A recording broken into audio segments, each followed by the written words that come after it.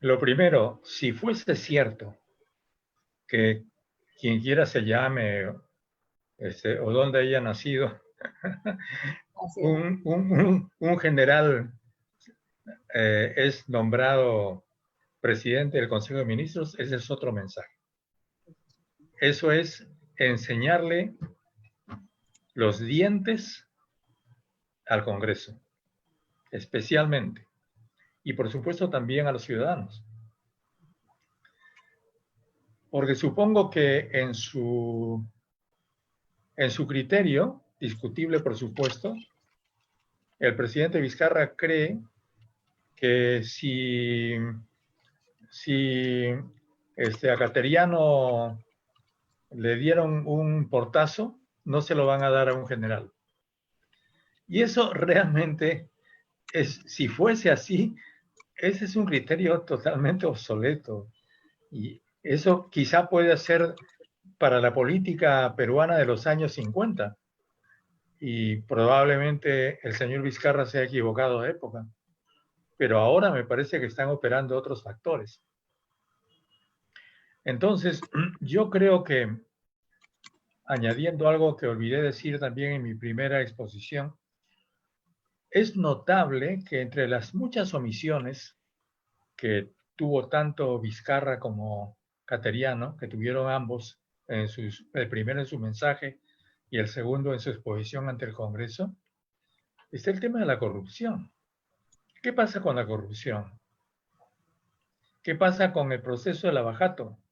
Todos sabemos que finalmente no hubo un solo empresario preso y que todos los presos o que están con detención domiciliaria son civiles del mundo más bien político, pero además muchos de ellos han salido o están en detención, han salido de la cárcel a la detención domiciliaria, todos han enfermado aprovechando la pandemia y simultáneamente el país no está informado acerca de qué pasa con los expedientes, si se continúa, si se continúan los procesos de lavajato o no.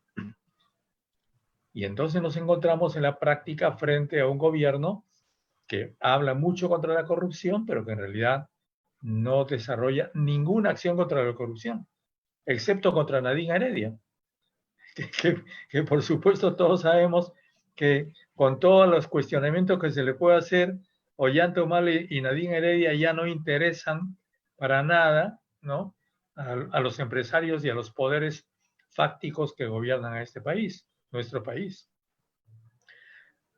Y ahora yo quisiera terminar mi intervención señalando que lo importante en este momento sería que eh, el Congreso, si se puede, o las centrales sindicales, o las organizaciones populares, encabecen un programa de emergencia que plantee la necesidad de que la atención primaria de salud sea instalada realmente en el Perú. Paradójicamente, cuando se declaró la cuarentena, el 15 de marzo, cerraron los centros de salud, cuando precisamente tendría que haber reactivado los centros de salud de los barrios y de los distritos. Entonces, ahora es necesario, es indispensable evitar, miren que estamos hablando, ya casi es inútil hablar, porque estamos en agosto y esto empezó en marzo. Es indispensable instalar esa atención primaria y una de las terribles omisiones injustificables de este gobierno, que no tiene que ver ya con la orientación política, si es de derecha o izquierda o lo que fuere, sino que simplemente es ineptitud y falta de sensibilidad, como ha señalado Roberto, es no haber instalado una eficaz y eficiente red de atención primaria de salud, habiendo miles de activistas, de promotoras de salud en el Perú y habiendo organizaciones sociales que podían haber sido movilizadas. Porque otra cosa hay que decir, y es que no es una casualidad que ese gobierno no haya movilizado a las organizaciones sociales. Ese ¿comando de qué ha sido? El comando COVID, ¿comando de qué ha sido? Comando de gente del gobierno. Y además, no de toda la gente del gobierno. Allí no ha estado movilizado el país como debió ser movilizado. Y eso no se ha hecho porque no está en la cabeza de esta gente. No forma parte ni siquiera de su ideología, de su sensibilidad, de su manera de ser. Muchos de ellos, como el ministro de Trabajo, por ejemplo, son racistas, declaradamente racistas, y tienen temor al pueblo. Y creen que cualquier movilización del pueblo es algo inútil, innecesario, improcedente, inoportuno, inconveniente. Entonces, eso yo creo que tiene que ser señalado y me parece que el rol de las organizaciones populares y de quienes estamos en cualquier lugar que estemos está en señalar ese asunto. El otro gran problema es a partir de lo que precisamente ha señalado Gustavo y también Carmela, y me parece que también Roberto, es la urgencia de acudir en auxilio de la gente que está desocupada y sin salario en estos momentos.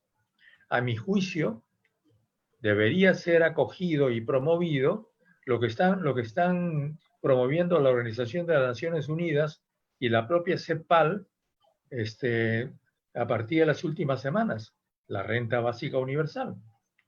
El gobierno tímidamente está promoviendo lo que llaman un bono universal, pero nosotros sabemos que ese bono universal que va a ser por 2 o 3 meses no es la renta básica universal. La renta básica universal por lo menos debería cubrir toda esta pandemia hasta que la situación cambie y por lo menos debería asegurar una financiación mínima para que los hogares peruanos tengan su alimentación asegurada. Y eso siempre uno se pregunta, ¿y con qué se puede financiar? Bueno, pues yo pregunto, ¿y con qué iban a financiar? ¿Y con qué iban a financiar los hospitales? Una carretera de 4 pistas hasta Huancayo, un ferrocarril a no sé dónde, 2 líneas del metro en Lima. Esos son muchos miles de millones de dólares.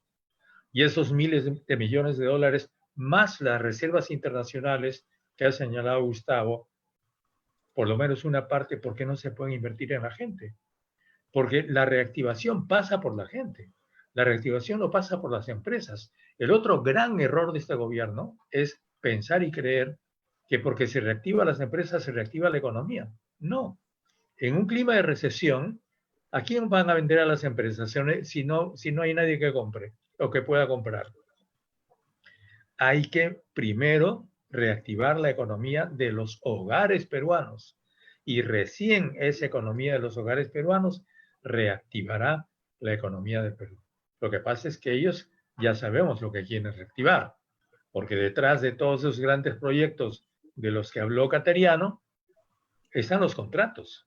En realidad, esos proyectos eran un ofrecimiento a los empresarios peruanos y extranjeros y decirles, miren, tenemos toda esta canasta de obras, ustedes tienen aquí para hacer, como dijo alguien, negociazos.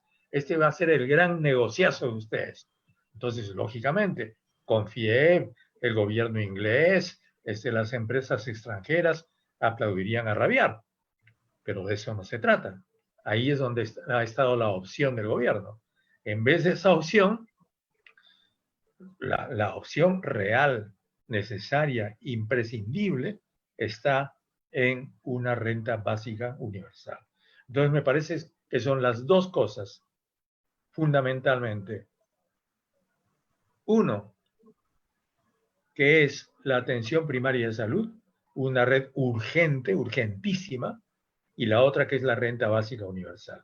Se me va a decir, pero ¿cómo? Ahí está la ministra de Salud, una mujer prestigiosa, eficiente, sí, pero todos sabemos lo que es el Ministerio de Salud.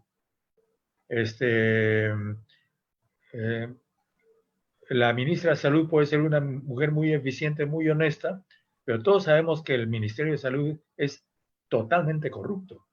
y que por el Ministerio de Salud no vamos a conseguir nada. O sea, tiene que haber algo que en la base, que no dependa de la burocracia del Ministerio de Salud, pero que por supuesto sí sea apoyado, ayudado por el Ministerio de Salud, lo cual es muy distinto.